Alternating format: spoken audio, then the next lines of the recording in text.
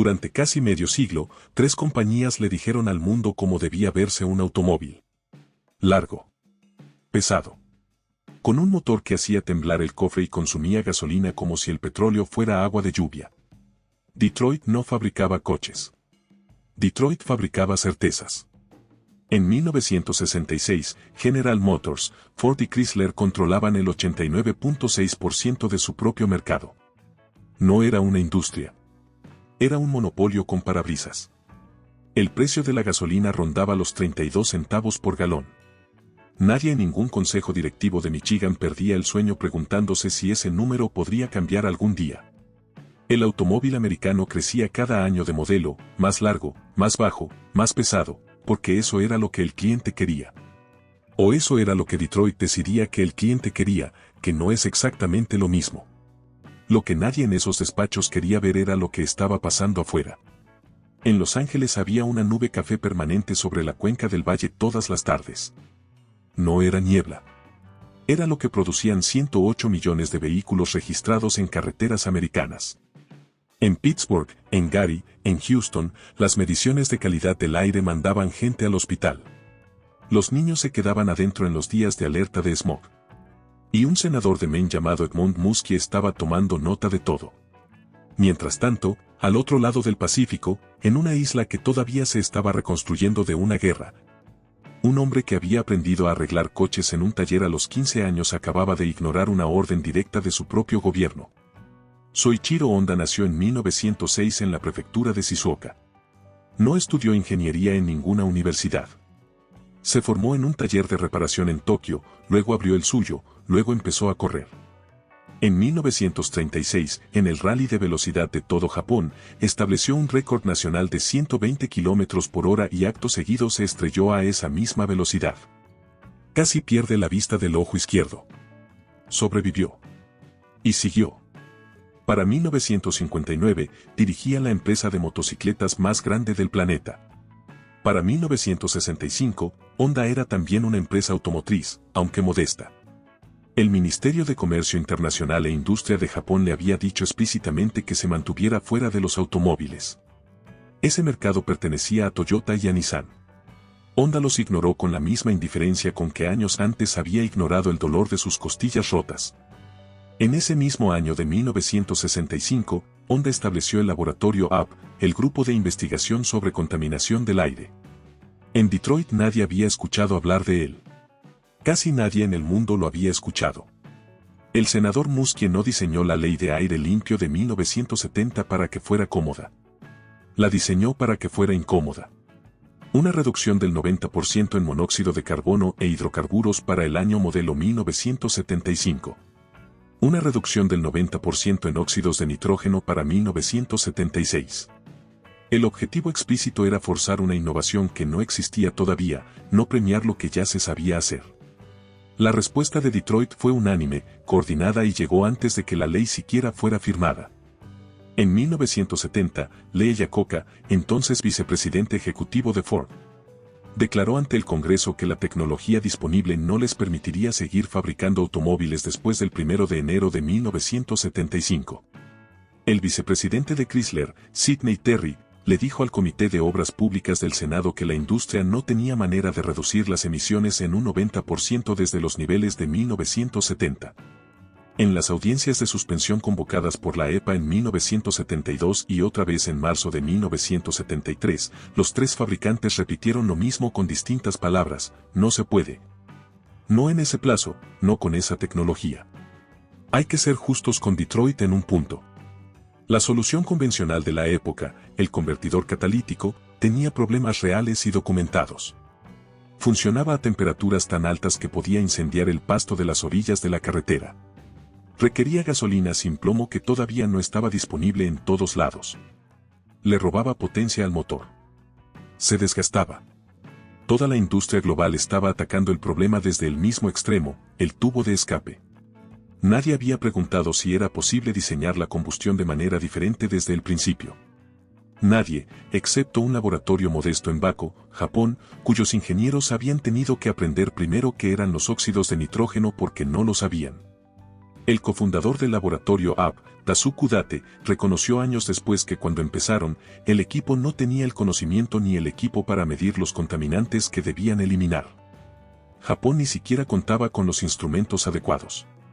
Comenzaron desde una ignorancia casi total, lo cual, visto en retrospectiva, puede haber sido su mayor ventaja. No había supuestos establecidos que defender. No había métodos previos que proteger. El ingeniero encargado de hacer funcionar todo esto se llamaba Shizuo Yagi. Y antes de que Yagi pudiera enfrentar su tarea imposible, Soichiro Honda tuvo que resolver la suya propia en una conversación privada que muy pocos conocen. Teo Fujisawa era el cofundador comercial de Honda. El cerebro de los negocios frente al instinto de ingeniería de Soichiro. La única persona dentro de la compañía que podía hablarle sin parpadear. En 1970, Fujisawa solicitó una reunión privada y fue directo. El motor CVCC, tal como lo había concebido el equipo, necesitaría refrigeración líquida. Y toda la filosofía de Soichiro durante 2 décadas había estado construida sobre motores enfriados por aire. Era su obsesión personal. Era, en cierta forma, su identidad como ingeniero. Fujisawa le hizo la única pregunta que nadie más en Honda tenía permiso de hacer: ¿iba a quedarse como presidente de la empresa o iba a quedarse como ingeniero? El registro oficial de Honda documenta la respuesta de Soichiro: creo que me quedaré como presidente. El motor recibió refrigeración líquida. El motor recibió su dirección. Y Shizuo Yagi recibió el mensaje de que lo que estaban construyendo era ahora el plan de supervivencia de toda la compañía. Yagi entendía el problema en su totalidad y en toda su crueldad. Una mezcla rica de combustible y aire enciende bien y produce potencia, pero quema sucio. Una mezcla pobre quema más limpio, pero es difícil de encender, produce menos fuerza y genera más óxidos de nitrógeno porque las temperaturas de combustión suben. Cada vez que empujas una variable en la dirección correcta, las otras dos se ponen peor. Todos los ingenieros del mundo estaban atrapados en el mismo triángulo imposible. Nadie lo había roto. Trabajando a partir de investigación sobre motores diésel, el equipo llegó a una idea. Una precámara. Un pequeño espacio de combustión secundario, separado del cilindro principal, que pudiera manejar una mezcla rica de manera independiente. El concepto era simple en el papel. Hacerlo funcionar en un motor de gasolina de producción en serie no lo era. El sistema CVCC era casi elegante en su lógica. Un cilindro estándar. Una pequeña cámara auxiliar fijada encima, separada por una placa perforada. La precámara tenía su propia válvula de admisión y su propio suministro de combustible, rico y fácil de encender. La cámara principal recibía una mezcla muy pobre. La bujía estaba en la precámara. Al disparar, la mezcla rica encendía limpiamente y enviaba un chorro de llama a través de las perforaciones hacia la cámara principal. Ese chorro creaba un vórtice, una espiral de gas ardiendo que encendía la mezcla pobre de manera completa. El motor corría pobre en total. La paradoja no se resolvió limpiando mejor los residuos de la combustión. Se resolvió rediseñando lo que la combustión hacía. El 12 de febrero de 1971, en el edificio Kaden de Tokio, Soichiro Honda subió a un escenario frente a la prensa japonesa reunida y anunció que Honda estaba desarrollando un motor de bajas emisiones que cumpliría con los estándares de la Ley de Aire Limpio de los Estados Unidos. Las patentes no estaban aún aseguradas. El equipo no había acordado el sistema de inyección de combustible. El nombre que Soichiro usó en el podio, combustión compuesta con vórtice controlado, CVCC, era deliberadamente vago, elegido para impedir que los competidores entendieran de qué se trataba realmente. Años después, Yagi recordó lo que se sintió dentro del laboratorio cuando terminó la conferencia de prensa. Soichiro les había dicho, en esencia, que si les preguntaba cuándo estarían listos, nunca le darían una fecha. Que la empresa quebraría antes de que ellos dijeran que estaban terminados. La escalera había desaparecido. El edificio de investigación de Honda en Baku a principios de 1972 no era lo que las divisiones de ingeniería de Detroit habrían reconocido como una operación seria. Las instalaciones eran modestas. El equipo era improvisado en algunos casos. Lo primero que notabas al entrar a las 2 de la mañana era el olor. Residuo de combustión y aceite de máquina asentado en el aire cerrado de las celdas de prueba. Esa acidez particular que se mete en la ropa y no la abandona por días. Los bancos de prueba seguían ciclando a esa hora.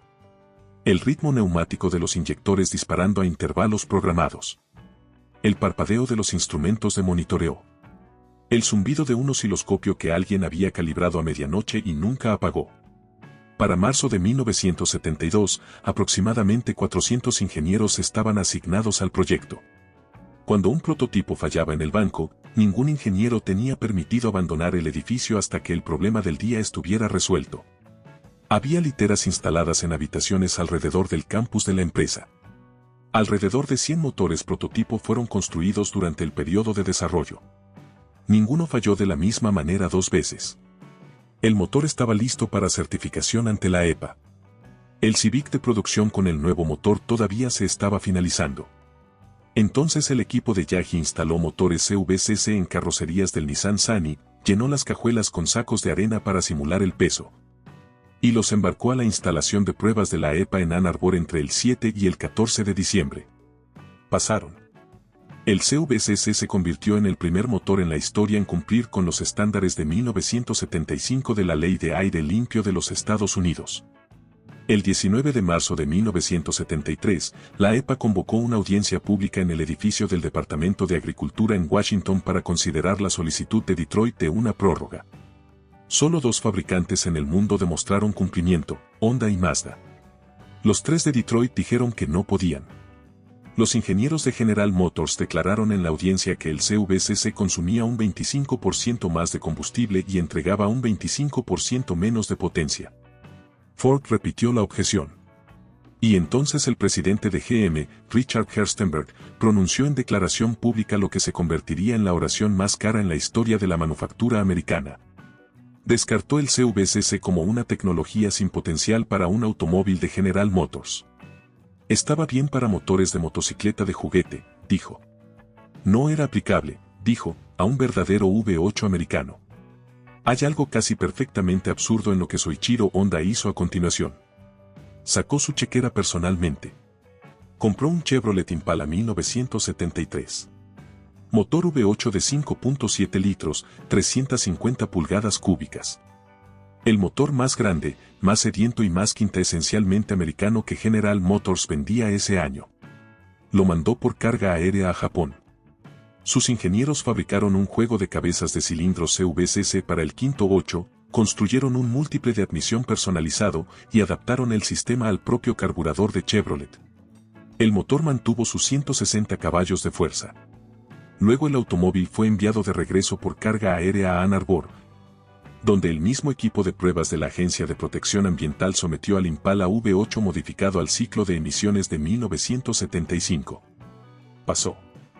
El ejecutivo más poderoso de la industria automotriz americana, habiendo jurado que la tecnología solo era adecuada para motores de juguete, recibió de vuelta su propio sedán insignia, modificado por una empresa japonesa de motocicletas, cumpliendo los estándares que él había declarado como inalcanzables. Honda entonces publicó el reporte de la Agencia de Protección Ambiental para que cualquier persona lo leyera. El problema más profundo, que nadie en las salas de juntas de Detroit había comprendido todavía, era que el reporte de la EPA de la prueba del Impala era ahora un documento público. Cada reportero, cada regulador y cada comprador de automóviles con acceso a una biblioteca podía leerlo. En octubre de 1973, un evento a 16.000 kilómetros de Baco resolvería el argumento para el público de una manera que la prueba del Impala ya había resuelto para los reguladores. La OPEP anunció recortes de producción y un embargo selectivo. 2 días después, el embargo se extendió específicamente a los Estados Unidos. En pocas semanas, el 90% de los dueños de gasolineras americanas habían cerrado voluntariamente los sábados por la noche y los domingos. Para febrero de 1974, en el peor momento, la AAA reportaba que hasta el 20% de las estaciones no tenían combustible en ningún momento dado.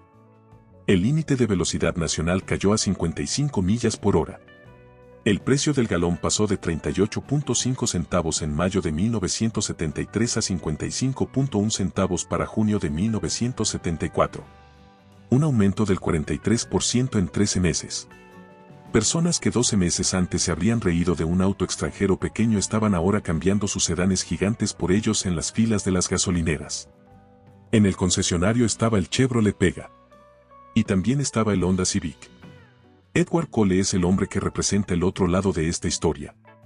Nacido en 1909 en Mann, Michigan. Ingeniero de formación. Subió por las divisiones técnicas de GM durante 4 décadas hasta convertirse en presidente. Su respuesta a la amenaza japonesa había sido el Vega, motor de bloque de aluminio, carrocería ligera, exactamente el producto correcto sobre el papel.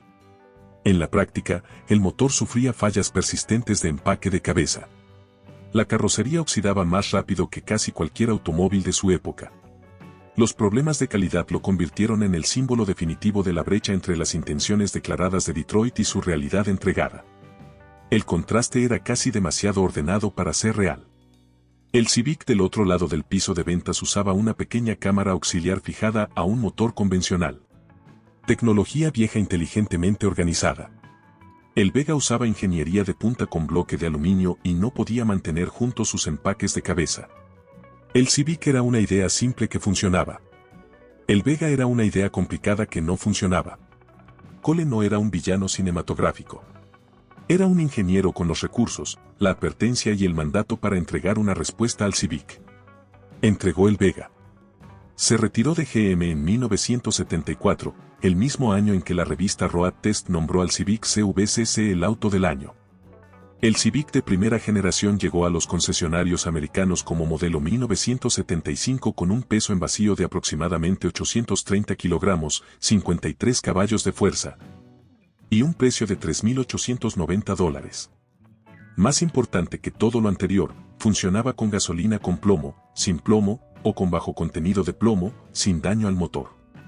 En un país en medio de una transición caótica hacia combustible sin plomo, esa sola característica convirtió la búsqueda de gasolina de un problema en un asunto de conveniencia. La campaña publicitaria americana de Honda tenía 3 palabras: Any Kind of Gas. El motor era feo. La pequeña cámara auxiliar atornillada encima no parecía la respuesta a nada. Era la respuesta a todo. 3 ejecutivos con nombre y apellido, en audiencias públicas de la EPA en la primavera de 1973, habían declarado ante el registro oficial que la tecnología era imposible. El reporte de la prueba del Impala estaba en dominio público. El automóvil estacionado en el concesionario, ahí mismo entre el Vega y el Pinto, con una etiqueta en la ventana, era la prueba de cada cosa que Detroit había testificado que estaba fuera de alcance. El Civic CVCC tuvo la calificación de economía de combustible más alta de cualquier automóvil probado por la EPA durante 4 años consecutivos. La producción total de la primera generación alcanzó aproximadamente 1.2 millones de unidades. Un pequeño hatchback japonés era, por cualquier métrica en que se pusieran de acuerdo, el automóvil más deseable del país que había inventado el muscle car. Después de la prueba del Impala, General Motors contactó discretamente a Honda para comprar motores CVCC como proveedor externo. Ford abrió negociaciones separadas sobre la posibilidad de comprar los motores e incluso vender el Civic bajo la marca Ford. Honda rechazó a ambos. No tenía ninguna intención de convertirse en subordinada de ninguna de las dos compañías. Las corporaciones manufactureras más poderosas de la Tierra llegaron con chequeras y la respuesta seguía siendo no. En octubre de 1973, Soichiro Honda se retiró de la presidencia de la empresa. Teo Fujisawa se retiró el mismo día. Soichiro aceptó el título de consejero supremo, pero por su propia conducta consistente no ofreció ningún consejo a sus sucesores. Ningún miembro de su familia tuvo un cargo directivo operativo en Honda Motor Company. Construyó una de las grandes empresas industriales del siglo XX y se fue mientras todavía estaba ascendiendo. Murió el 5 de agosto de 1991, a los 84 años. Para entonces, el Honda Accord llevaba 3 años consecutivos siendo el automóvil más vendido en los Estados Unidos. Lo que siguió en Detroit es la historia de cómo una industria confunde un respiro con una recuperación. El Ford Pinto fue retirado del mercado en 1978, 1.5 millones de vehículos, por un defecto documentado en el tanque de combustible que causaba incendios. El Plymouth Volare tuvo 8 retiros mayores por seguridad. El Chevrolet Citation fue retirado en cientos de miles de unidades por bloqueo de frenos traseros. Cada uno era una lección sobre lo que ocurre cuando una industria confunde la ausencia de presión externa con la presencia de calidad interna. Roger Smith llegó a la presidencia de GM en 1981 con un diagnóstico y una prescripción. El diagnóstico era que el problema no eran los automóviles en sí mismos, sino los costos laborales y la ineficiencia manufacturera. La prescripción era tecnología y adquisiciones. Smith compró Electronic Data Systems de Ross Perot por $2.500 millones. Compró Hughes Aircraft por más de $5.000 millones. Invirtió masivamente en automatización que produjo robots pintándose unos a otros en lugar de pintar automóviles y robots soldando puertas cerradas en la planta de Atranc el día de su gran apertura. A lo largo de los años 80, el gasto total en esta reinvención superó los $90.000 millones, más que la capitalización de mercado completa de Toyota en ese momento. La productividad de GM por vehículo, después de todo eso, seguía siendo inferior a la de las operaciones japonesas en suelo americano. Smith era un hombre que entendía balances contables y adquisiciones y no entendía automóviles, dirigiendo una empresa que necesitaba exactamente lo contrario. Luego llegó la tregua que Detroit no merecía. En los años 90, las SUV ocurrieron. La gasolina era barata otra vez. Las camionetas estaban clasificadas como vehículos ligeros para propósitos de emisiones, lo que significaba que estaban exentas de los mismos estándares que habían costado a Detroit su credibilidad. Las tres grandes tuvieron ganancias récord con Explorers y Suburbans y F-150S. Y Detroit se convenció de que se había recuperado. Lo que en realidad había hecho era posponer las lecciones de 1973 por una década y media. La cuenta de ese año seguía sobre la mesa. No había sido pagada. Había sido diferida. En 2008, la crisis financiera llegó junto con un pico en el precio del combustible. Los consumidores americanos buscaron urgentemente automóviles pequeños y eficientes. Detroit no los tenía en el segmento. La década de ganancias con SUV había financiado presupuestos de marketing y bonos ejecutivos, no el catálogo que de repente importaba. El 30 de abril de 2009, Chrysler presentó declaración de quiebra. El 1 de junio, General Motors presentó el capítulo 11 con activos de $82.290 millones. La cuarta quiebra más grande en la historia de los Estados Unidos en ese momento. El gobierno federal comprometió aproximadamente $80.000 millones entre las dos empresas, cerca del 20% de todos los fondos del TARP. En 1973, Detroit le había pedido al gobierno que relajara los estándares que no podía cumplir. En 2009, le pedía al gobierno que financiara la supervivencia de la empresa que no los había cumplido. Dos momentos separados por 36 años. El mismo actor. La misma solicitud. Sálvenos de las consecuencias de lo que elegimos no construir. Párate hoy frente a la planta de GM en Flint, Michigan. Las líneas de prensa están quietas. El estacionamiento está vacío. El barrio que dependía de los salarios de adentro de esas puertas ya no está, en su mayor parte. La prensa neumática que ciclaba cada 43 segundos en 1965 lleva años en silencio. Cierra los ojos. Regresa. Escucha esa prensa ciclando. Huele el aceite de corte y el barniz fresco que se escapa de la línea de pintura. Siente el peso de un guardafango de Cadillac saliendo de la prensa. Mira a los trabajadores saliendo al terminar el turno. Hombres que manejan a casa los automóviles que construyeron, hacia una ciudad que pagaba suficiente para una casa y una pensión y salir a cenar los viernes. Uno de ellos, dicen los registros, llegó a casa en 1965 en un coupé de Villeneuve que su capataz había avalado personalmente a crédito. Contra un trabajo en estampado que llevaba 19 años haciendo. Abre los ojos. Las prensas están quietas. El estacionamiento está vacío. No perdimos esto por recursos superiores. Un equipo en Baco que tuvo que aprender qué eran los óxidos de nitrógeno en 1965 lo descubrió para 1973. Detroit tuvo los mismos 8 años. Más ingenieros, más dinero, más fábricas. La diferencia fue un fundador en Tokio que anunció la respuesta antes de que su equipo la hubiera encontrado. Y que después sacó su propia chequera, compró un Chevrolet, y lo usó para demostrar que el presidente de General Motors había declarado ante el registro oficial algo que no era verdad. Lo perdimos ante una pregunta que Detroit nunca se hizo con suficiente seriedad. ¿Y si estamos equivocados? La pregunta se hizo en una sala de audiencias de la EPA en marzo de 1973. Las personas equivocadas respondieron. El Impala la respondió por ellos 8 meses después. La cuenta llegó en junio de 2009.